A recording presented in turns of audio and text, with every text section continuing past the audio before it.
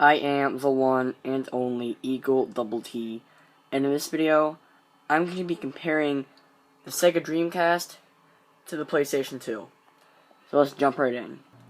Round 1, Features. Now the Sega Dreamcast had top-loading disk drives, that's very straightforward, very easy to use. 4 controller ports, compared to the PlayStation 2's 2 controller ports, so you had to buy a multi-tap adapter to use 4 controllers. It has a built-in power brick, and was the first console ever to have a built-in modem, although I got mine used and it for some stupid reason did not come with one. But it's okay. PlayStation 2, on the other hand, the main reason that it crushed the Dreamcast was because it could play DVDs as long as its own game, movies and stuff, and music CDs. So, it also has 2 USB ports, so that was a new means of storage, and it was pretty innovative on a console. It also has a built-in modem, although it had to learn from the Dreamcast. And it does not have a built-in power brick, but the power brick is very small, so I'll give it that. So, both consoles do have a pretty good selection of features. While the Dreamcast does have a lot of great features, the PlayStation 2's ability to play movies has it beat, so the PlayStation 2 wins the first round. Round 2, Controllers. Now both controllers do have their share of flaws, but I'm going to tell you why the Dreamcast controller is superior to the DualShock 2. The Dreamcast controller may only have one joystick. The cord may come out the bottom of the controller, and it may be bigger and bulkier, but the DualShock 2, it's too small. It hurts your hand if you have bigger hands because the curve on the bottom is just so over-exaggerated. The joysticks, it does have 2 joysticks, but it's just, the whole controller just feels like really cheap. The gamepad isn't very good. The buttons are its strong point, I guess. The Dreamcast controller suffers from a horrible joystick, but the start button functions very nice, while the PlayStation's is more like, it's more rubbery, it wants to move around, it just doesn't feel solid. The gamepad, your finger wants to slide off of it if you get sweaty hands, but it feels good for 3D games because it like fits into the corners very well. Buttons are very good.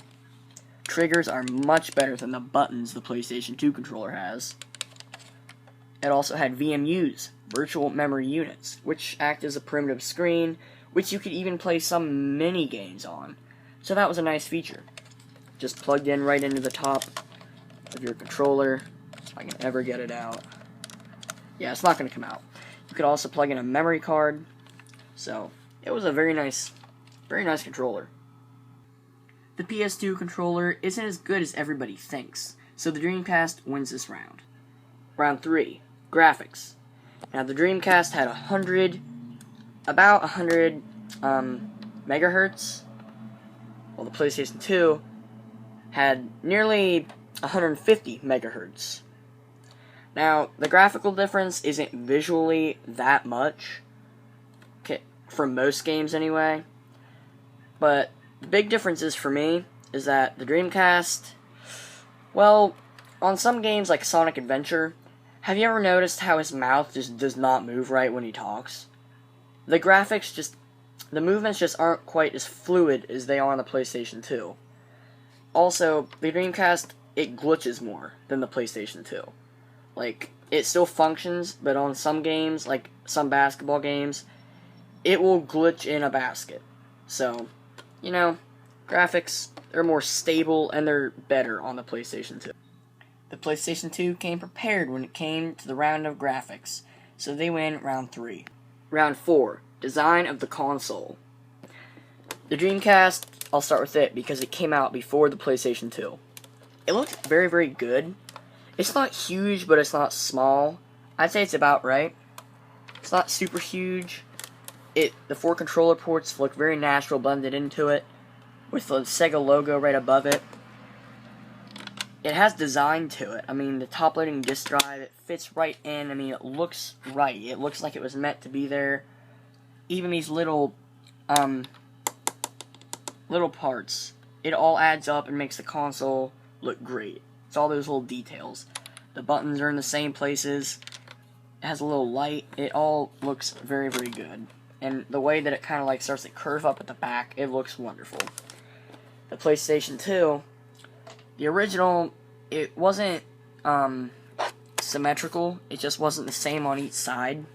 Didn't look as good. The Slim, I mean, it's much smaller. The PlayStation 2 original was much bigger than the Dreamcast, but the Slim is smaller. So when you total it all up, I'd say they're about the same size to make it fair. But the PlayStation 2, this Slim wasn't really made to be set on its side, but you can.